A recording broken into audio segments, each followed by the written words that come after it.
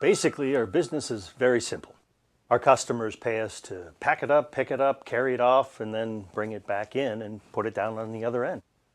For the most part, it's all about lifting and carrying, and those are the tasks we do every day, usually without thinking about whether or not we're doing them correctly. According to OSHA, back injuries are one of the leading causes of disability. As professional movers, lifting and carrying are the basics of our job, so it's very important to be able to do those tasks properly and safely. You need to take the time and do it right. Use good judgment and always keep safety in mind. In our business, back injuries can sideline many van operators, crew leaders, packers, warehousemen, and movers every year and can involve years of pain and hassle. And the sad fact is that many of these injuries can be prevented by following some simple guidelines. First of all, as with any physical activity, you need to warm up. Athletes, from high school football players to Olympic stars, always warm up before competing. And our folks are no exception. Some of us feel uncomfortable doing these warm-ups at first, but if you don't warm up, you greatly increase the risk of pulling or straining a muscle when you lift or move an item. Warm-ups need to include stretching your legs, arms, and your back. A good warm-up exercise for leg muscles is the runner stretch. Stand and place hands above shoulder height against a wall or solid surface. Place feet apart with the heel of the back leg flat on the ground. Bend forward so the front knee is just over the toes. Hold for 15 seconds and then switch legs.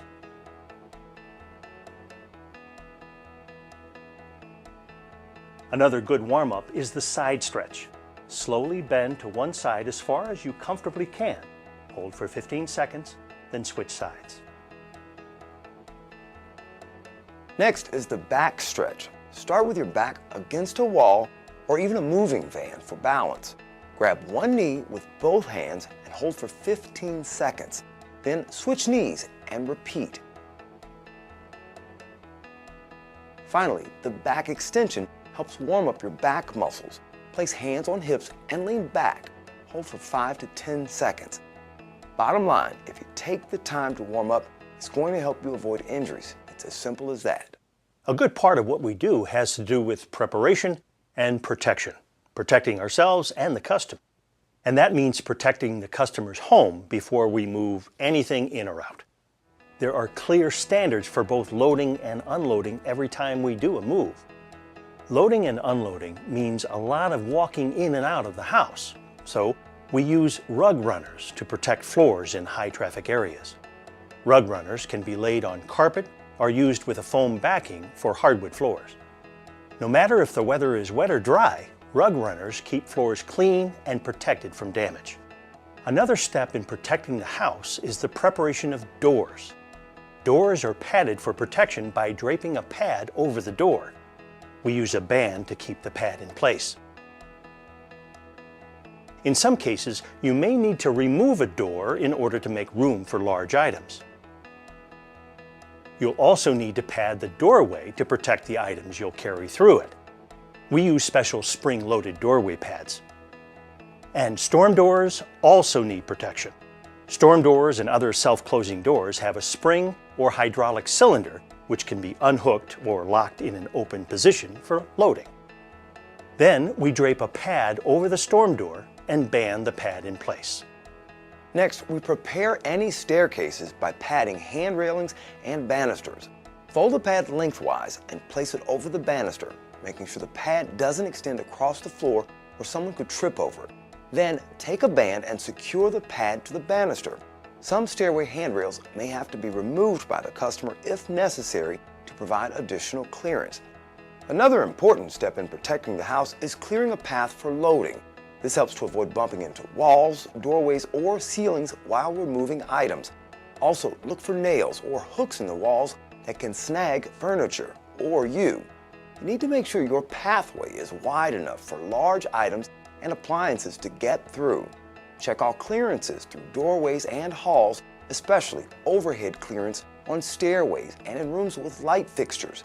Many times, overhead fixtures hang lower in a room than you think. If there are narrow or tight passages, we look for an alternate route, such as a back door or sliding patio door. Whether we're protecting the home or protecting ourselves, it pays to take the time to do it right. It'll get any move off to a good start. When it comes time to begin lifting, we hear the same cliche a million times. But that's only because it's true. Always lift with your legs and not with your back. First, stand close to the item with feet spread shoulder width apart for proper balance. Bend to form a triangle with your legs and grip the object firmly with the entire hand. Fingers alone don't have the strength to carry heavy loads. Bring the weight as close to your body as possible and be sure to keep your back in its normal, locked position. Keep your elbows in and chin down and lift with your legs, not with your back. Even if an item is light, don't lift it by jerking the load. This can place dangerous pressure on your back. Always lift smoothly, and again, lift with your legs, not with your back. Once you pick something up, you need to carry it into or out of the residence, and there are basically 3 ways to carry items manually. The first back carry we call the long arm carry. Before using the long arm back carry, a carton must first be lifted to a safe height, such as on a countertop or on other cartons.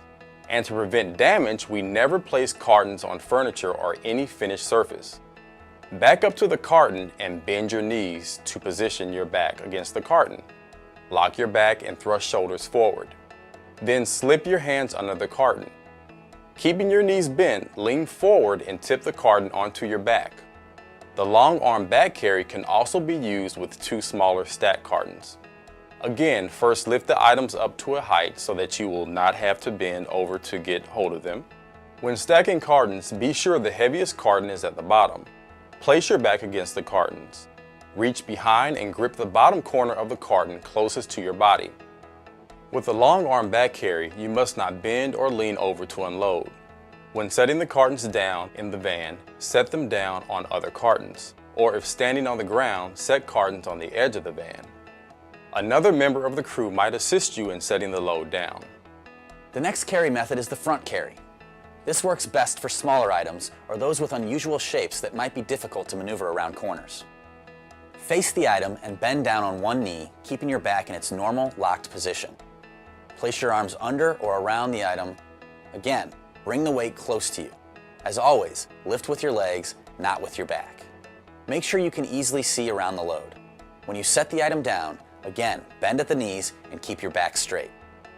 The final carrying option is the 2-person carry, used mostly for large, bulky, and heavy items like sofas, dressers, and mattresses.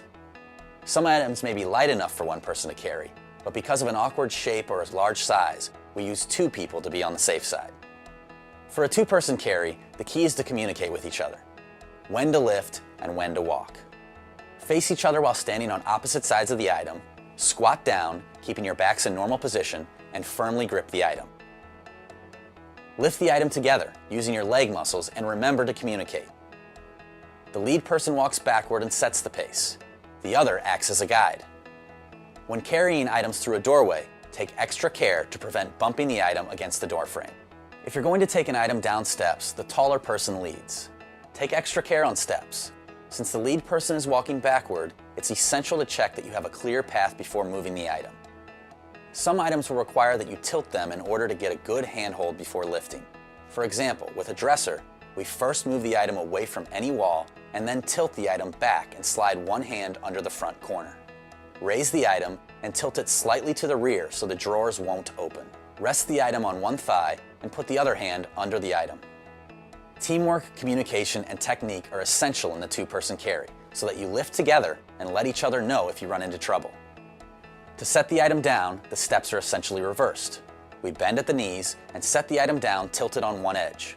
Slide your hands out and tilt the item down onto the floor.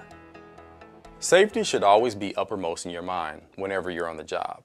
And there are lots of other things to think about to avoid injuries.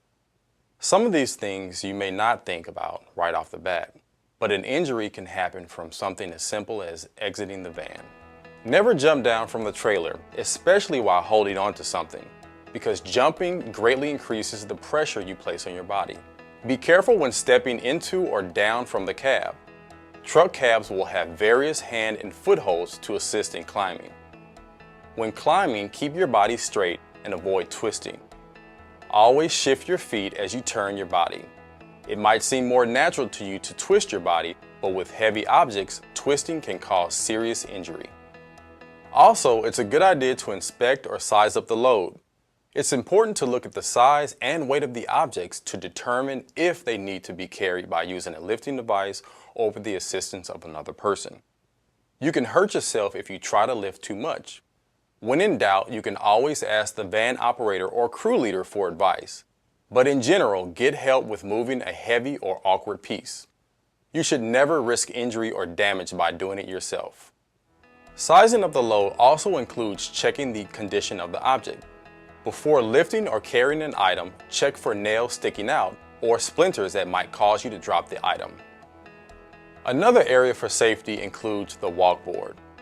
The walkboard is a ramp usually between 8 and 16 feet long, which is used to walk items right into the raised doorway of the van, instead of lifting them in. It's also used to roll the dollies into the van. There are different types of walkboards. Some are in one piece, and some walkboards come in sections that fit together. 2 people are needed to set up a walkboard, one on each side to lift it up and to place the lip over the edge of the van. Before getting on the walkboard, you must check that it's secure against the van and the ground. And it's important to check the walkboard throughout the day. Walkboards tend to creep as the day goes on. There are no handrails on a walkboard, so your footwear and weather conditions must also be considered.